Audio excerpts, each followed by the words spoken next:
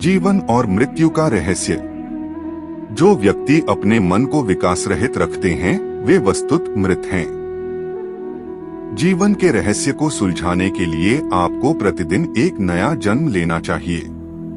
इसका अर्थ है कि आपको किसी न किसी रूप में अपना सुधार करने के लिए प्रतिदिन अवश्य प्रयास करना चाहिए। जीवन और मृत्यु के विषय में जानने योग्य बहुत सी अद्भुत बातें हैं और ध्यान ही एक मार्ग है जिससे इन्हें जाना जा सकता है। इस संसार में ईश्वर के पुत्र की भांति जीना सीखें। मनुष्य के लिए मृत्यु आतंक बनी हुई है क्योंकि उसने ईश्वर को अपने से बाहर कर दिया है।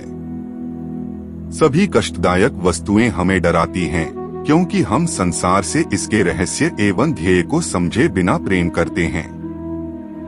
परंतु जब हम प्रत्येक वस्तु को ईश्वर के रूप में देखते हैं तब हमें कोई भय नहीं रह जाता। वीडियो में आगे बढ़ने से पहले हमारे YouTube चैनल हिंदू ज्ञान संगम को लाइक सब्सक्राइब करें और कमेंट में राधे राधे लिख दें। आपका कल्याण ही कल्याण होगा। हम जीवन और मृत्यु में निरंतर जन्म लेते रहते हैं। मृत्यु एक बहुत गलत प्रयुक्त नाम है क्योंकि मृत्यु है ही नहीं।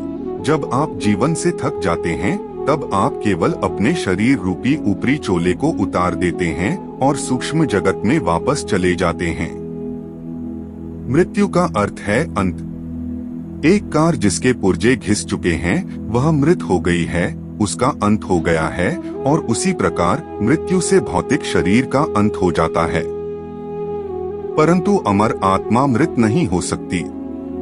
प्रत्येक रात्रि को नींद में आत्मा भौतिक शरीर की चेतना के बिना रहती है, लेकिन यह मृत नहीं होती। मृत्यु केवल एक लंबी निद्रा है जिसमें आत्मा भौतिक शरीर की चेतना के बिना सूक्ष्म शरीर में रहती है। परंतु जब हम सो रहे होते हैं हम मरे नहीं होते हैं और न ही हम पूर्ण रूप से अचेत होते हैं, क्योंकि जब हम जागते हैं हमें याद रहता है कि हमें अच्छी नींद आई या नहीं। इसी प्रकार मृत्यु के बाद की अवस्था में हम मरते नहीं हैं। जो व्यक्ति अपने मन को विकास रहित रखते हैं वे वस्तुत मृत हैं। जीवन के रहस्य को सुलझाने के लिए आपको प्रतिदिन एक नया जन्म लेना चाहिए। इसका अर्थ है कि आपको किसी न किसी रूप में अपना सुधार करने के लिए प्रतिदिन अवश्य प्रयास करना चाहिए। सर्वोपरि ज्ञान के लिए प्रार्थना करें क्योंकि ज्ञान के साथ प्रत्येक अन्य वस्तु आ जाती है। मनोदशाओं द्वारा नियंत्रित न होकर ज्ञान द्वारा नियंत्रित हों और उस ज्ञान से रचनात्मक विचारों और क्रियाकलापों को विकसित करें।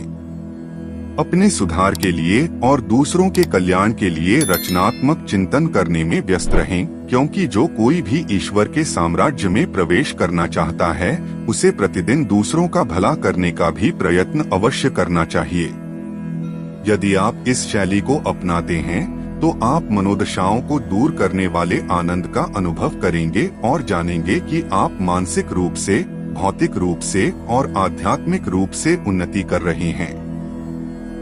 आप ईश्वर तक अवश्य ही पहुंचेंगे क्योंकि यह मार्ग स्वर्ग के साम्राज्य की ओर जाता है।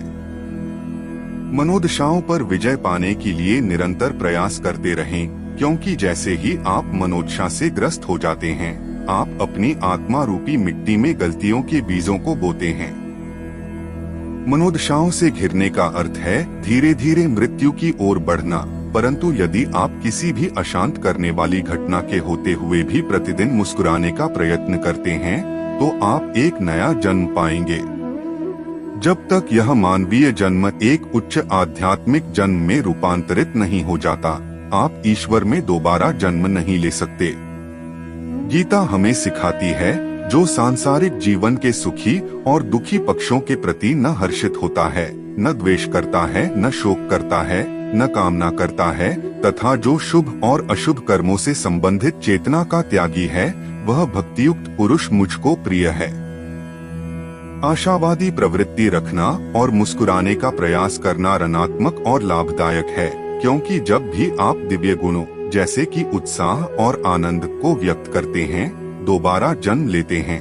आपके सच्चे आत्म स्वभाव के व्यक्त होने से आपकी चेतना नवीन रूप ले रही है। यही आध्यात्मिक पुनर्जन्म है जो आपको ईश्वर के साम्राज्य को देखने के योग्य बनाता है।